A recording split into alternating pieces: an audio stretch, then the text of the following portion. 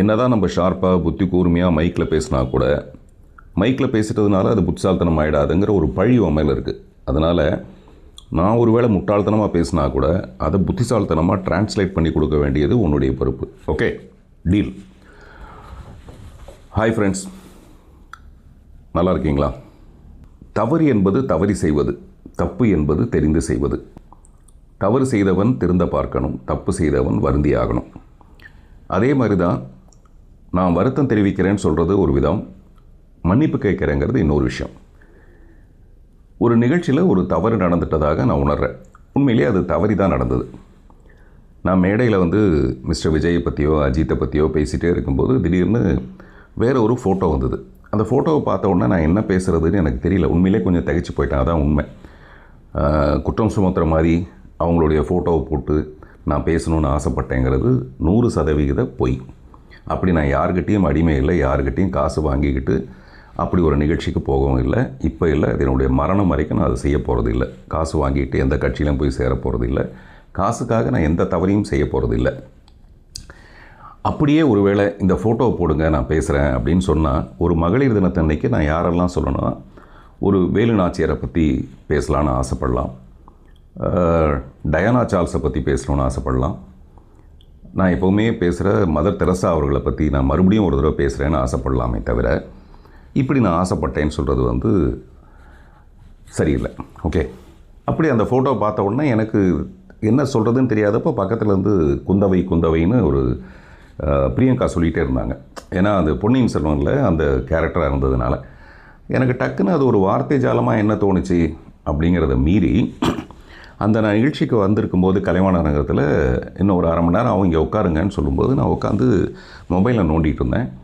அப்போது திரு அந்தணன், வலைபேச்சில் இருக்கிற அந்தணன் அவர்கள் சொல்லிகிட்டு இருந்தார். இதே நிகழ்ச்சியை பற்றி சொல்லிகிட்டு இருந்தார். இப்போ விஜய் எவ்வளோ உயரத்துக்கு போயிருக்காரு, அடுத்து அவர் தாங்கிற அளவுக்கான ஒரு பெரிய உயரத்தை அடைய போகும்போது இந்த பெண்மணி என்ன பண்ணியிருக்கணும்? இந்த பெண்மணிக்கு 40 வயசு ஆகிடுச்சு, 40 வயசுக்கு மேலே ஆகிடுச்சு. அவங்களாவது என்ன பண்ணியிருக்கணும்? நான் வரலப்பா, நீ போயிட்டு வா, அதனால ஒரு இமேஜே கெட்டு போய்டும்ல சொல்லியிருக்கணும். அவங்க வீட்டிலே இருந்துட்டு அவர் அனுப்பி வச்சுருந்தா நல்லா இருக்குமே. இந்த மாதிரி நிறைய பேர் பேசுகிறாங்க. அதில் ஒரு பத்திரிக்கையாளர் கூட என் கூட பேசும்போது என்ன சொன்னார்னா, மேட்சிங் புடவையே வாங்கி கொடுத்தா கூட அந்த புடவையை கட்டிட்டு நான் வீட்டில் இருக்கிறேன், நீங்கள் போயிட்டு வாங்கன்னு இல்லை சொல்லியிருக்கணும். இப்படி நிறைய செய்திகள் வந்துக்கிட்டே இருந்தது.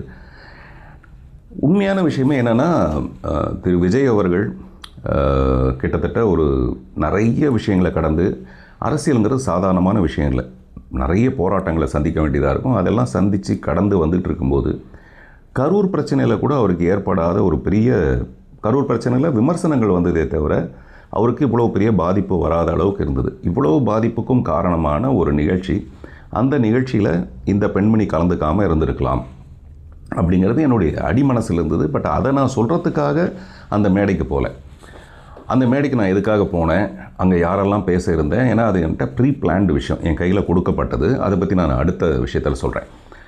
அதனால் எனக்கு இவங்களுடைய ஃபோட்டோவை போட்டு பேசணுங்கிற அளவுக்கு ஒரு பெரிய லட்சியம்லாம் எனக்கு கிடையாது. குந்தவைன்னு இவங்க வீட்டிலே குந்த வச்சுருக்கலாம், வெளியில் வந்ததுனால பாருங்கள் எவ்வளோ பெரிய பிரச்சனை ஆகிடுச்சுங்கிறது ஒரு பெரிய ஆதங்கம், உண்மையிலே பெரிய ஆதங்கம், அவ்வளோதான்.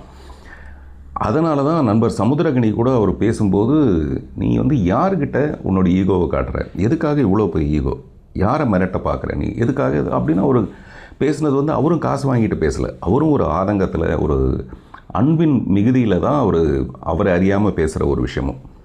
இதெல்லாம் நான் பார்த்துட்டு இருந்தது. அன்றைக்கி நான் போய் பேசிட்டு இறங்கி வந்ததுக்கப்புறம் நண்பர் பாண்டே அவர்கள் சொன்னார், அந்த குந்தவை விஷயத்தை மட்டும் நீங்கள் தவிர்த்துருக்கலான்ட்டு. நான் ஏன் சார் அப்படின்னு கேட்டேன். நீங்கள் பாருங்கள், நாளைக்கு பாருங்கள் அப்படின்னாரு. நான் உடனே இது எதுக்கு, நான் எப்போவுமே இந்த பிரச்சனைகளை விரும்பாதவன். அது எந்த பிரச்சனையாக இருந்தாலும் அதுக்கு உடனே ஒரு தீர்வு வந்துடணுன்ட்டு உடனே கலாட்டாவில் இருக்க அவங்க அருணா மேடமுக்கு ஃபோன் பண்ணி அவங்களுக்கு மெசேஜ் அனுப்பினேன். நைட்டு ரொம்ப நேரம் ஆகிடுச்சு, அப்போ நான் அவங்களுக்கு கூப்பிடக்கூடாதுங்கிறதுக்காக மெசேஜ் அனுப்பி, தயவுசெய்து அதை டெலீட் பண்ணிவிடுங்க, அது எதிர்விதமான விஷயத்தை எதுவும் ஏற்படுத்திட வேண்டான்னு சொல்லிவிட்டு காலையில் பார்க்குறேன். காலையில் பார்த்தா வேறு ஏதோ ஒரு வீடியோ மூலமாக அது வெளியாக இருந்தது. அது என்ன மாதிரியான ஒரு பெரிய பாதிப்பை போக போக ஏற்படுத்திச்சுன்னா, நான் சொன்னது ஒரு பெண்மணியை பற்றி, ஒரு 3வது மனுஷியை பற்றி, எனக்கு சம்மந்தமே இல்லாத ஒரு 3வது மனுஷியை பற்றி. இந்த பிரச்சனையில் மொத்தம் 3 பேர்னு எடுத்துக்கிட்டால், முதல்ல என்னுடைய அன்பு நண்பர் விஜய், அவருடைய வளர்ச்சியை பார்த்து நான் ரொம்ப சந்தோஷப்படுற ஒரு நண்பர். 2வது இடத்துல அவருடைய மனைவி இருப்பாங்க. இன்னமும் கோர்ட்டு தீர்மானிக்காத வரைக்கும் இப்போ வரைக்கும் அவங்க மனைவி தான். அந்த முக்கியமான ஸ்தானத்தில் தான் அவங்க இருக்காங்க. ஸோ இந்த 3வது மனுஷியை பற்றி நான் பேச வேண்டிய அவசியம் இல்லை. ஆனால் நான் சொன்னது 3வது மனுஷியை பற்றி.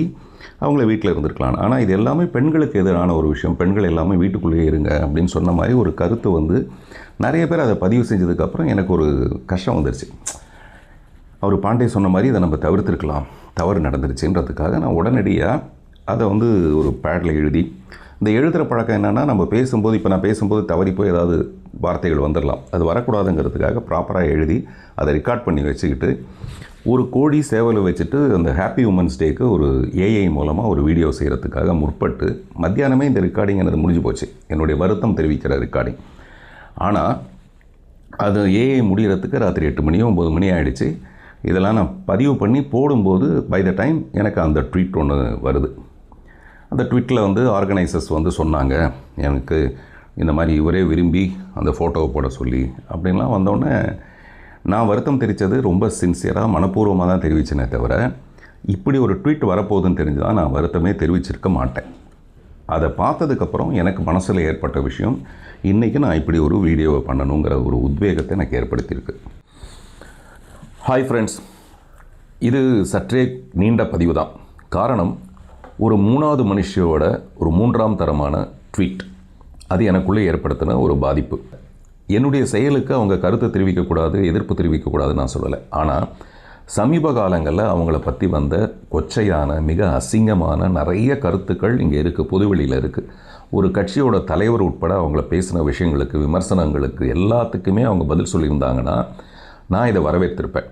எதுக்குமே சொல்லாமல் எனக்கு மட்டுமே அவங்க கண்டனத்தை தெரிவித்ததுனால நான் வந்து வருத்தம் தெரிவிக்கிறேன்னு சொன்னதே தப்புன்னு நிறைய பேர் கண்டனம் தெரிவிச்சிருக்காங்க. நீங்கள் ஏன் சார் வந்து அதுக்கு வருத்தம் தெரிவிக்கணும், நீங்கள் ஏன் அதை மன்னிப்பு கேட்கணும்? அதில் நிறைய குரூப் ஆரம்பிச்சிருக்காங்க. வி ஸ்டாண்ட் வித் பார்த்திபன் ஒரு ஹேஷ்டேக்லாம் ஆரம்பிச்சிருக்காங்க. அந்த நண்பர்கள் எல்லாருக்கும் நன்றி.